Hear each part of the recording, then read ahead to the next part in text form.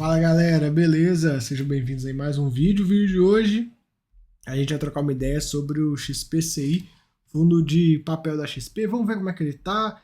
Esse fundo que tá com um deságio assim gigante em relação ao patrimonial. Pelo menos no dia que eu tô gravando, né? Pode ser que no dia que você esteja assistindo, que acredito que é pra lá do dia 20,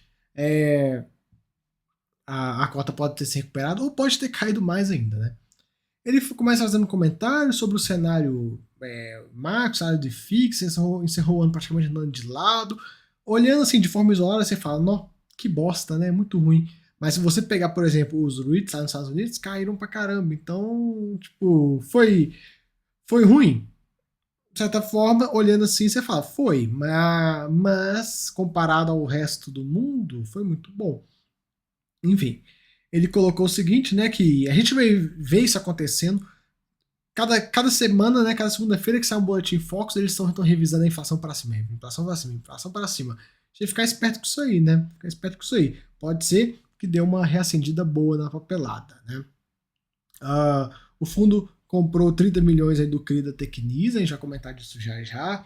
Eles estão aí comentando, né, que estão com a estratégia de manter o portfólio de boa qualidade, foco em geração e estruturação própria. Já comentei sobre isso em vários vídeos. Isso é muito bom porque o fundo pega a operação desde o zero, né? É legal isso.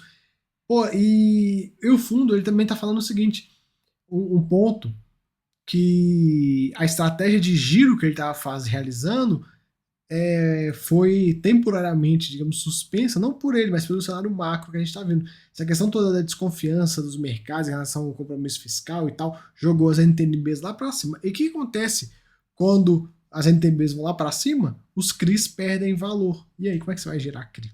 Né? Fica bem complicado isso. Imagina, você que é um investidor.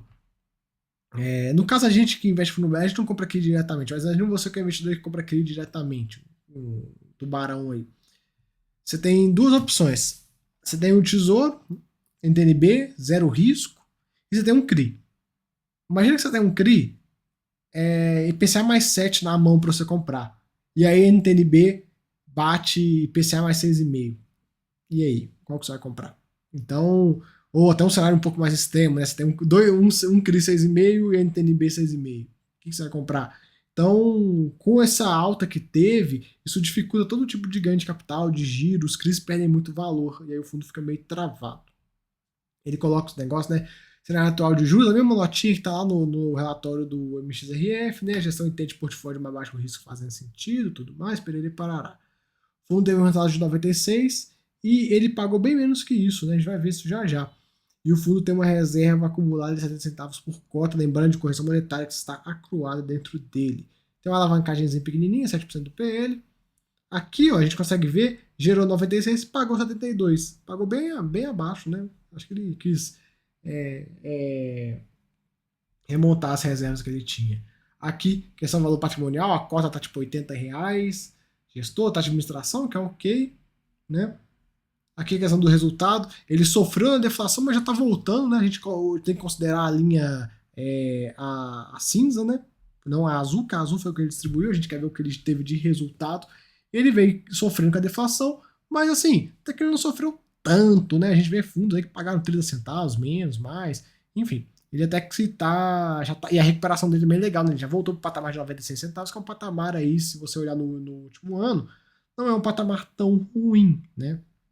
Enfim, a questão da cota em relação ao patrimonial está caindo bastante, liquidez dele é boa, rentabilidade tem muito o que falar, né? Fundo também novo, 2019, tem que ficar perdendo tempo com isso. E aqui a gente tem a questão da carteira, a taxa média de aquisição, que foi o que ele comprou lá atrás, né? E a taxa média considerando a marcação ao mercado. Aí por que a taxa é maior? Porque os CRIs, quando eles perdem valor, aumenta a taxa. Então é a mesma coisa de um fundo imobiliário. Quando você compra esse fundo, um fundo que paga R$ 1, a R$ 100, você tem 1% ao mês. Se você comprar esse fundo, em vez de R$ 100 comprar 90, seu dividendo vai ser maior que 1% ao mês. Da mesma forma que se você comprar ele acima, vai ser menor. Então é isso que acontece com o CRI. O CRI ele perde valor e a taxa dele sobe. Ele é marcado para cima. Então a gente consegue ver aqui, né? Lembrando que esse é um fundo com uma pegada um pouco mais high grade, por isso que a taxa não é tão boa. Mas mesmo assim, está defasado. Né? A gente tem vários fundos high grade sendo negociados por aí com taxas bem melhores. Né? Taxa bem próximo lá de de 7, 6 alto, até um 7 baixo ali, a gente consegue achar bons fundos. Agora, um ponto é, com esse nível de cota no mercado secundário, meio que corrige esse problema. Então, você comprando esse fundo hoje, o dividendo bruto dele fica IPCA mais 8,64 e CDI mais 6,69, tirando os custos, vai dar IPCA mais 7,6, CDI mais 5,6. Cara, ainda não tá grandes coisas. Por exemplo, você pega, fazendo uma comparação de descontos, você pega um CPTS da vida, tá pagando IPCA mais 10, né? Então, esses preços atuais aí de 70 e pouco, menos de R$ 80. Enfim, é o que a gente consegue ver aí do XPCI. Fundo tem uma posiçãozinha Michuruca em fundos imobiliários, a gente já vê isso já. Tem um caixa até legal, eu quero ver o que ele vai aprontar com esse caixa. Um ponto que me desanima desse fundo é a exposição em fundos imobiliários. Ele tem 40% da carteira em shopping, cara. Para quê? A maior posição XPML no fundo da casa, porra, não dá, né? Aí desanima. Isso para mim já desabou no fundo totalmente. Não dá pra, né, um fundo de CRI comprar fundo de imobiliário de shopping. É assim, é bizarro. Aqui a questão da compra que ele fez do CRI da Tecnisa, CDI mais 3,75, a taxa boa, hein? Taxa boa. Hoje o fundo está dividido de 67% IPCA, 32% CDI. E os mais variados setores aí. A gente consegue ver o vencimento e duration do fundo. 23 nada, 24 tem aí um pouquinho, né? O grosso está lá mais para 2028 e dá para ver se uma duration um pouco mais longa. E aqui, questão das operações em si, tem uma certa diversificação, legal, né? Tem, claro, mas tem poucas concentrações, mas existe. Opa, aqui ó, essas 3 operações acima de 8%, mas o restante é bem diversificado. E aqui as operações é só um texto e tal, não tem nenhuma figurinha nem nada pra gente ver.